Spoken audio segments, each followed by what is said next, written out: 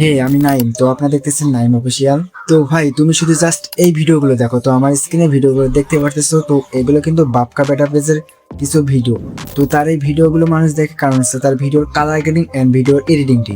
তো তুমি যদি এডিটিং এর শুরুতে লক্ষ্য করো, তো এখানে টেক্সট অ্যানিমেশন এত স্মুথ ভাবে দেখতে পারতেছো, যেটা কিন্তু দেখতে আমাদের অ্যামেজিং বা অসাধারণ লাগতেছে।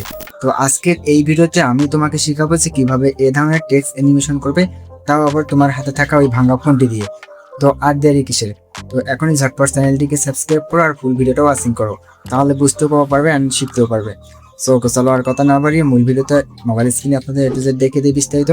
So okay, let's begin. Okay guys, আমরা ফার্স্টে লাইটমোশন অ্যাপসে চলে আসবো, দেন এখান থেকে একটি আমরা প্রজেক্ট ক্রিয়েট করে নেব। তো তার জন্য আমি এখান থেকে সিম্পলি দেখতে পাচ্ছেন এই প্রজেক্টটি ক্লিক করে এখানে আমরা একটা ব্যাকগ্রাউন্ড অ্যাড করে নেব। সো এখান থেকে আমি আমার গ্যালারিতে চলে আসলাম, দেন গ্যালারিতে আসার পর আমি এখান থেকে একটি ব্যাকগ্রাউন্ড অ্যাড করে নেব। তো আপনারা সেমভাবে একটা ব্যাকগ্রাউন্ড অ্যাড করে নেবেন এখান থেকে। তো নেওয়ার পর এটা আমি ফুল স্ক্রিন করে দেখাইতেছি। তো আপনাদেরকে আমি যেহেতু দেখাবো যে কীভাবে টেক্সট অ্যানিমেশন করবেন বাপকা বেটা পেজের মতো। তো তার জন্য কিন্তু আপনাকে এখানে একটা ব্যাকগ্রাউন্ড অ্যাড করে নিতে হবে। তো এবার আমরা এখান থেকে চলে আসবো শেপে। তো আমরা এখান থেকে একটা শেপ নেব। তো আমি এখান থেকে এটি রেডিয়েন্স শেপ নিয়ে নিলাম।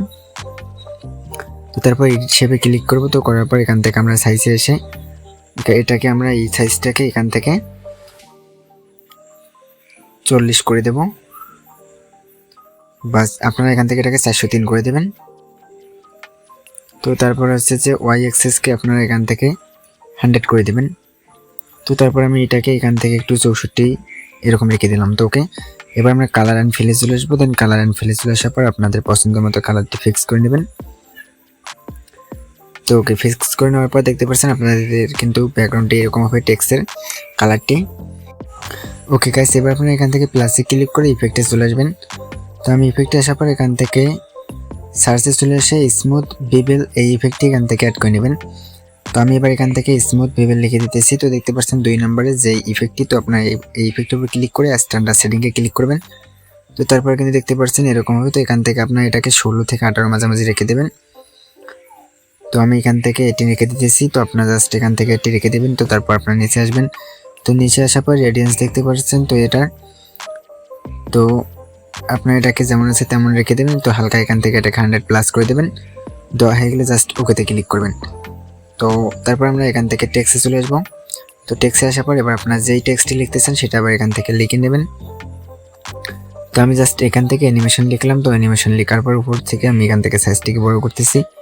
তো তারপর এখানে ফন্টের কালারটি যে আমরা পেয়ে যাবো, তো ফন্টের কালারটা এখান থেকে সিলেক্ট করে নেবো আর সাথে ফন্টের সাইজটাকে অ্যাডজাস্ট করে নেব।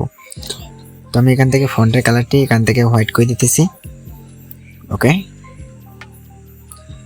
তো এবার হয়ে গেলে আপনার জাস্ট ওকেতে ক্লিক করে মুভ অ্যান্ড ট্রান্সফর্মে চলে আসবেন।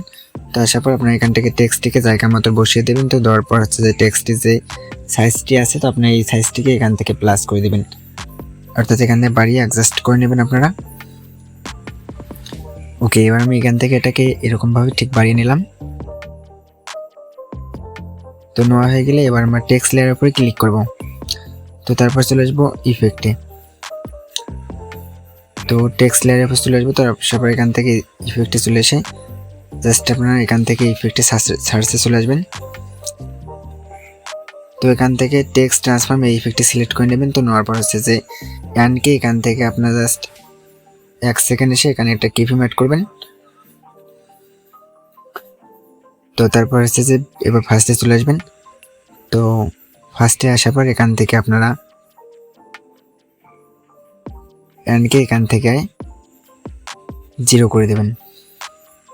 ওকে, তো এবার আমাদের এরকম হবে। তো এর মাঝামাঝি আমরা একটা স্মুথ গ্রাফ দিয়ে দেবো। তো আপনারা জাস্ট এই কিপিমের মাঝে একটি স্মুথ গ্রাফ দিয়ে দেবেন। তো আমি যেমনটা দিতেছি আপনারা সেমভাবে এরকম করে একটি স্মুথ গ্রাফ এখান থেকে দিয়ে দেবেন। তো ওকে, তো এবার আমাদের এখান থেকে আবারও টেক্সট লেয়ার উপরে ক্লিক করতে হবে। তো তারপর হচ্ছে ইফেক্ট। তো এবার অ্যাড ইফেক্টে ক্লিক করব। তো এখান থেকে নিচে দেখতে পাচ্ছেন, তো আপনার এখান থেকে ভাইব্রেশন পেয়ে যাবেন। তো আপনি এখান থেকে জাস্ট আলফাতে ক্লিক করে এটা এবার আপনারা এখান থেকে -40 করে দেবেন। তো এখান থেকে আমি এটাকে -40 করে দিলাম। তো অফসেট থেকে আপনারা এখান থেকে -40 করে দেবেন এক্সএসকে। তো এখান থেকে আলফা দেখতে পাচ্ছেন, এই আলফা এখানে ক্লিক করবেন। তো আপনারা জাস্ট এখান থেকে আলফাটার উপর ক্লিক করে আলফার যে সাইজ আছে আপনারা এখান থেকে এটাকেও 1 করে দেবেন। তো ওকে, তো এখন কিন্তু আমাদের টেক্সটটি এরকম হবে। তো যে দেখতে পাচ্ছেন এরকম ভাবে কিন্তু আমাদের টেক্সটটি এখানে শো করবে। তো এবার আমরা এখান থেকে মুভ অ্যান্ড ট্রান্সফর্মে এটার যে ফুল যেটা মানে টেক্সটটি সোজা উঠবে ওই সোজা বরাবর এখান থেকে মুভ অ্যান্ড ট্রান্সফর্ম করে নেব এটাকে। তো এখন দেখতে পাচ্ছেন এরকম ভাবে কিন্তু আমাদের টেক্সটটি এখান থেকে উঠবে। তো আপনারা এখান থেকে এটাকে কিফ্রেম একটা অ্যাড করে দেবেন। তো আমি এবার এখান থেকে এটাকে কিফ্রেম অ্যাড করতেছি। তো তার জন্য আপনারা জাস্ট এখান থেকে শেপে ক্লিক করে দেবেন। তো দেওয়ার পর 1 সেকেন্ড আসবেন, তো একটা কিফ্রেম অ্যাড করবেন।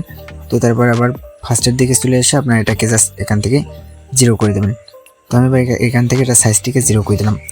তো এখন যদি আপনারা এখান থেকে দেখেন তাহলে কিন্তু এরকম হয়ে যাবে। এবার দুই মধ্যবর্তী কিফ্রেমের মাঝে আপনারা একটি গ্রাফস এখান থেকে অ্যাড করে নেবেন, সেম আমার মতো। ওকে, তো এখন যদি আপনারা একটু প্রথম থেকে দেখেন তাহলে কিন্তু এরকম হবে।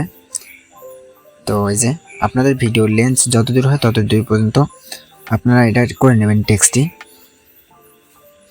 তো এবার আমরা এখান থেকে আবার লেয়ারের উপর চলে এসে এখান থেকে ইফেক্টে চলে আসবো। তো এখানে আমরা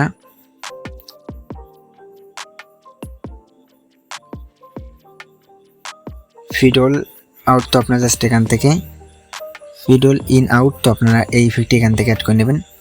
তো নেওয়ার পর এখানে আউটে চলে আসবেন। তো আউটটাতে আসার পর এখান থেকে 0 হবে। তো আপনারা জাস্ট এখান থেকে এটাকেও 20 বা 30 এরকম রেখে দেবেন।